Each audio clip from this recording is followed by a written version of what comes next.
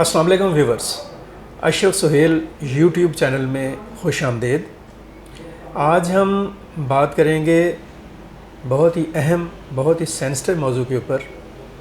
जिसका ताल्लुक बैक वक्त मुल्क की सलामती और मुल्क की मईशत दोनों के साथ है। और इसमें कोई दो राय नहीं है कि कोई भी मुल्क, सिर्फ पाकिस्तानी नहीं, दुनिया का कोई भी मुल्क आज के दौर में एट अ टाइम सिक्योरिटी और इकॉनमी दोनों में बेहतर होगा तो तरक्की करेगा। और मैं तो ये समझता हूँ कि ये आज की बात नहीं है, बल्कि शुरू दिन से ही ऐसा होना चाहिए कि सिक्योरिटी और इकॉनमी को एक साथ बेहतर किया जाता। हमारे यहाँ पे जो मामलात हुए, अब तक जो हालात हुए, हमने ये देखा कि हमने अपनी सिक्योरिटी के ऊपर, अपने डिफेंस के ऊपर बहुत तवज्जो दी। और माशाल्लाह इसमें कोई दो राय नहीं है कि पाकिस्तान की जो अफवाज हैं और उसके तीनों विंग्स जौन से हैं, वो आर्मी है या वो नेवी है या फिर वो एयर फोर्स है, अपने अपने सतह के ऊपर और मजमूई तौर पर कमाल की पेशा वराना अफवाज हैं, इंतहाई बासलाहियत अफवाज हैं। पाकिस्तान की डिसिप्लिन और उससे मुतल्लिक़ जो चीज़ें हैं, अपने टारगेट्स का हसूल और अपने दीगर मामला तक पहुंचना, मुल्क का दिफा हो, मुल्क के अंदर अमन व अमान की सूरत हाल हो, कुदरती आफात हों या कोई कौमी फरीज़ा हो, इन तमाम मामलात में हम देखते हैं कि अफवाज पाकिस्तान अवाम पाकिस्तान के शाना बिशाना होती हैं। और ये भी हम सब के सामने है कि पाकिस्तान एक न्यूक्लियर पावर है, और न्यूक्लियर पावर होने की हैसियत से और एक पेशा वराना मुस्तैद और फ़ाल फ़ौजी क़ुव्वत होने की हैसियत से पाकिस्तान का दिफा यकीनी तौर पर नाकाबिल तस्खीर है। इसके साथ साथ अफवाज पाकिस्तान ने दहशतगर्दी और दीगर चीज़ों में भी, और दीगर जो चैलेंजेस हैं पाकिस्तान को, उनमें अपना एक फ़ाल और मुतहर्रिक किरदार अदा किया है। लेकिन जो दूसरा हिस्सा है मुल्क की तरक्की, इस्तेहकाम और खुशहाली का, यानी इकॉनमी और मईशत जिसे हम कहते हैं, उसकी तरफ अगर हम देखते हैं या नज़र दौड़ाते हैं तो सिवाय अफसोस के हमारे हाथ कुछ नहीं आता। अजीब सूरत हाल है, इसे हम बदकिस्मती ही कह सकते हैं कि एक ऐसा मुल्क जो वसाइल से माला माल है, जिसके पास वसाइल की दौलत बेतहाशा है। आप किसी एक तरफ चले जाएं, पाकिस्तान के आप शुमाली इलाकों में चले जाएं, केपी में चले जाएं, जीबी में चले जाएं, यानी गिलगित बल्तिस्तान में चले जाएं, केपी में चले जाएं, आज़ाद कश्मीर में चले जाएं, तो वहाँ पर जो पानी है और पानी की जो गुज़रगाहें हैं, और जिस तरह से पानी ऊपर से नीचे आ रहा है, थोड़ी सी अगर हम मनसूबाबंदी कर लें तो हम तवानाई का जो खौफनाक बहरान है उससे निकल सकते हैं। इस वक्त बिजली का जो यूनिट हम पाकिस्तानियों को कहते हैं कि एवरेज अगर हम देख लेंगे तो 50 रुपये पर यूनिट की कीमत हो गई है। यही बिजली जौन सी है वो 2 रुपये 2.5 रुपये पर यूनिट भी मिल सकती है अगर हम अपने आबी ज़राए को, और सिर्फ इन इलाकों में यानी केपी में और जीबी में, अगर हम बेहतर मनसूबाबंदी के साथ एनर्जी पर तवज्जो दे लें। लेकिन हमने आज तक ऐसा नहीं किया। इसी तरीके से अगर हम पंजाब में, सिंध में जो शमसी तवानाई है यानी सोलर पावर जौन सी है, उसका बेहतर यूटिलाइजेशन कर लें तो हमें बहुत बड़ी एनर्जी मिल सकती है, सस्ती एनर्जी।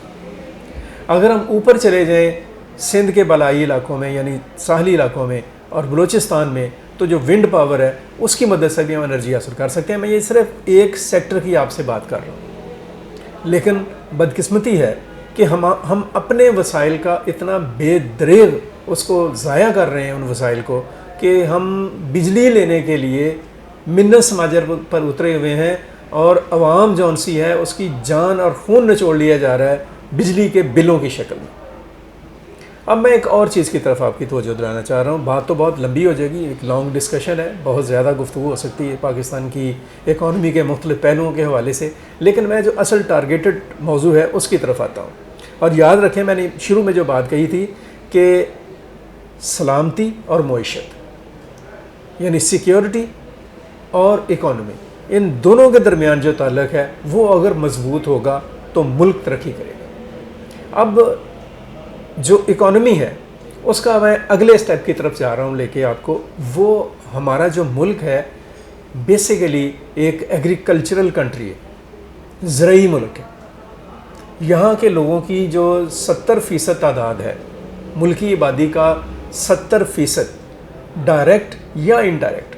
کسی نہ کسی شکل میں زراعت سے وابستہ ہے۔ براہ راست بھی لوگ اس سے وابستہ ہیں، کسان ہیں، کاشتکار ہیں، جنگلات سے اور جو لائف سٹاک کے ساتھ لوگ ہیں، یا پھر انڈائریکٹ بھی اس یہ جو شعبہ ہے معیشت کا، زراعت، اس کے ساتھ وابستہ ہیں 70% لوگ۔ اب یہ جو 70% لوگ ہیں جس شعبے کے ساتھ ان کا تعلق ہے، وہ شعبہ بدترین زوال کا شکار ہے پچھلے 75 سال سے۔ اگر ہم نے ایگریکلچر پر ہی صحیح توجہ دے لی ہوتی، ہمارا پڑوسی ملک ہے انڈیا، آپ صرف واگا بارڈر کراس کر کے ادھر جائیں گے تو آپ کو پاکستان کی ایگریکلچر کا اور انڈیا کی ایگریکلچر جو سا ہے اس کا فرق صاف نظر آ جائے گا، صاف دکھائی دے دے گا۔ بہرحال پاکستان کی جو ایگریکلچر ہے، زراعت ہے، بہترین نہری نظام، بہترین دریائی نظام، بہترین ایگریکلچرل فیلڈز، چاروں صوبوں میں زراعت کے بے پناہ امکانات، لیکن اتنی ہی غفلت، اتنی ہی لاپرواہی، اتنی ہی میں آپ کو بتاؤں کہ اتنی ہی بدعنوانی، جس کی وجہ سے زراعت کا شعبہ جو سا ہے وہ ایک بوجھ بنتا جا رہا ہے۔ اگر ہم ایگریکلچر کو آرگنائز کر لیتے ہیں اور جدید تقاضوں سے ہم آہنگ کر لیتے ہیں تو یہ جو ایگریکلچر ہے یہ ملک کی ترقی کی ایک ٹھوس بنیاد اور قوم کے روشن اور خوشحال مستقبل کی ضمانت بن سکتا ہے۔ اس میں محض کھیتی باڑی نہیں ہے، اس میں انڈسٹری بھی ہے۔ آپ دیکھ سکتے ہیں کہ ٹیکسٹائل انڈسٹری کا تعلق کپاس کے ساتھ ہے، شوگر انڈسٹری کا تعلق کماد کے ساتھ ہے، فلاور انڈسٹری کا تعلق گندم کے ساتھ ہے، رائس انڈسٹری کا تعلق چاول کے ساتھ ہے، کھاد کی جو انڈسٹری ہے اس کا تعلق زراعت کے ساتھ ہے، پیسٹیسائڈ جو یہ جو کیڑے مکوڑے مارنے کی جو صنعت ہے، یہ جو کیمیکلز ہیں، یہ صنعت، اس کا تعلق ایگریکلچر کے ساتھ ہے۔ آپ ایگریکلچرل کے جو آلات ہیں ان کو بنانے کی صنعت دیکھ لیں، یا بڑی مشینری جیسے ٹریکٹر ہے، ٹرالیز ہیں، یا وہ جو کرینز ہیں، یا بڑے بڑے تھریشرز ہیں، وہ بھی انڈسٹری ہے، اس کا تعلق بھی ایگریکلچر کے ساتھ ہے۔ تو ہم سوچ سکتے ہیں کہ زراعت محض زراعت نہیں ہے، یہ صنعت بھی ہے۔ پھر ہم دیکھتے ہیں کہ لائف سٹاک ہے، جتنے بھی فارم ہیں، وہ کیٹل فارم ہے، وہ بے شک آپ دیکھتے ہیں کہ پولٹری فارم ہے، یا وہ گوٹ فارم ہے، یہ سارے کے سارے فارم، ان کا تعلق بھی ایگریکلچر کے ساتھ ہے۔ جو میٹ انڈسٹری ہے، جو گوشت ہے، مرغی کا گوشت ہے، بکرے کا گوشت ہے، یا بڑے جانوروں کا گوشت ہے، اس کا تعلق بھی ایگریکلچر کے ساتھ ہے۔ ملک انڈسٹری جو سی ہے، دودھ جو ہے، اور دودھ سے بنی ہوئی جو پروڈکٹس، ان کا تعلق بھی زراعت کے ساتھ ہے۔ جنگلات بھی زراعت کے ساتھ ہے، پھل بھی زراعت کے ساتھ ہے، اور باقی چیزیں جو ہم اگاتے ہیں زمین سے وہ تو ہیں ہی ہیں زراعت کے ساتھ۔ تو اگر ہم زراعت کو آرگنائز کر لیں اور اس کی آرگنائز گروتھ کے اوپر توجہ دے لیں جدید ایک طریقوں کے مطابق، ایک سائنٹیفک طریقے کے مطابق، تو پاکستان کی اکانومی جو سی ہے اس کو مضبوط کیا جا سکتا ہے پاکستان کی سیکیورٹی کی طرح سے۔ اسی سوچ کو اور اسی بنیاد کو سامنے رکھتے ہوئے پاکستان کی حکومت نے، یعنی سیاسی قیادت نے، اور پاکستان کی فوجی قیادت نے، عسکری قیادت نے ایک پلان کو اسٹیبلش کیا ہے، جسے وہ فارم کہہ رہے ہیں۔ بڑے بڑے فارمز بنائے جا رہے ہیں، ایگریکلچرل فارم، جن کو آج کے جو جدید دور کی جو تقاضے ہیں ان سے ہم آہنگ کر کے تیار کیا جائے گا، ان کے اوپر کام کیا جائے گا۔ اس سلسلے میں پیر والے دن یعنی 24 تاریخ کو army chief general Asim Munir نے خانے وال کے قریب پیرووال میں ایک افتتاحی تقریب کا آغاز کیا ہے۔ ایک فارم کا انہوں نے افتتاح کیا ہے۔ وہ فارم جو سا ہے وہ 2250 ایکڑ پر ہے، 90 مربوں پر ہے، اور ان 2250 ایکڑز کو پلان یہ ہے کہ اگلے 5 سال میں 1 لاکھ ایکڑ میں تبدیل کر دیا جائے گا۔ اس فارم میں جدید مشینری کا استعمال ہوگا، آبپاشی کے جدید طریقوں کا استعمال کیا جائے گا، کھاد اور پیسٹیسائڈ جو ہیں وہ جو ایک جینون اور اس کو آپ کہہ سکتے ہیں کہ ایک جدید جو تقاضے ہیں ان کے مطابق، صحت مند اور جدید بیج کا استعمال، زرعی تحقیقات کی بنیاد پر فارمنگ ہوگی، اور انشاءاللہ امید ہے کہ یہ جو فارم ہے یہ ایک ایسا ماڈل فارم ثابت ہوگا جو آنے والے دنوں میں ایک عظیم، ایک ترقی یافتہ، ایک طاقتور اور ایک مستحکم پاکستان کی بنیاد رکھے۔ اور پلان جون سا وہ یہ ہے کہ پنجاب سے یہ جو آغاز کیا جا رہا ہے زرعی انیشیٹو کا، زرعی انقلاب کا، اس کو پھر وقت کے ساتھ with the passage of time ملک کے تمام حصوں میں پھیلایا جائے گا۔ اور اس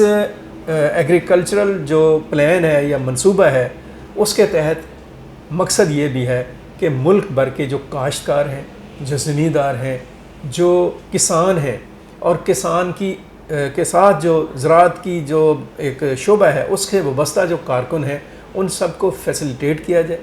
ان کے بہتر روزگار، ان کو بہتر آمدن کا جسے کہہ لیں کہ ایک راستہ فراہم کیا جائے، اور مجموعی طور پر ملک کی اکانومی کو مضبوط کیا جائے۔ اور سمپل سی بات ہے، آپ بھی سمجھتے ہیں، ہم بھی سمجھتے ہیں، وہ پنجابی سے کہتے ہیں جہدے گھر دانے وہ کملے بھی سیاڑے، یعنی جس کے پاس پیسہ ہے، جس کے پاس دولت ہے، جس کی اکانومی مضبوط ہے، اس کی عزت ہے۔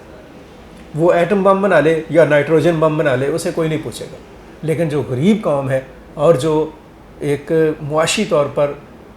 غیر مستحکم لوگ ہیں، وہ اگر اپنے پاس بندوق بھی رکھیں گے تو اس کے اوپر بھی سوال کیا جائے گا اور پوچھا جائے گا کہ تم نے یہ کیوں رکھی ہے۔ اور پاکستان ایک عرصے سے اپنی کمزور اکانومی کی وجہ سے اپنے ایٹمی پروگرام کے اوپر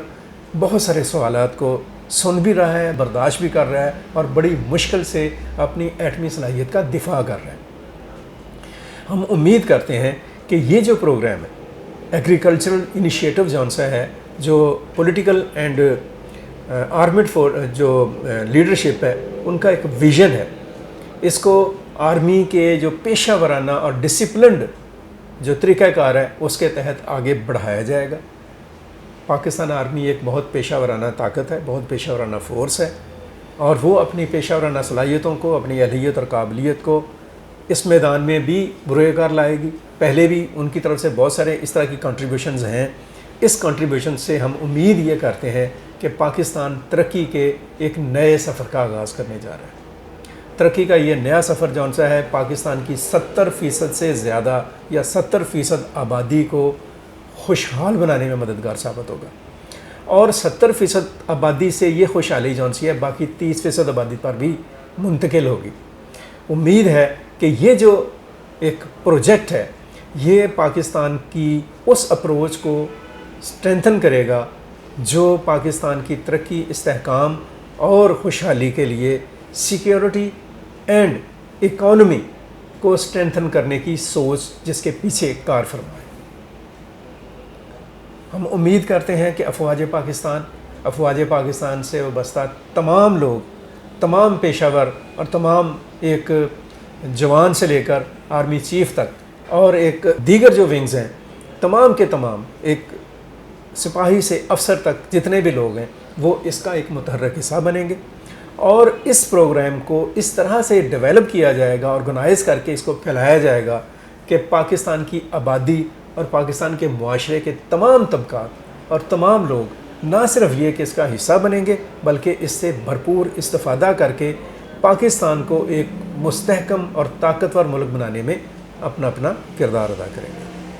آج کے لیے اتنا ہی۔ اس حوالے سے مزید انفارمیشن اور معلومات آپ تک وقتاً فوقتاً ہم پہنچاتے رہیں گے۔ اپنا بہت سارا خیال رکھیں، اپنے گرد و نواح کا خیال رکھیں،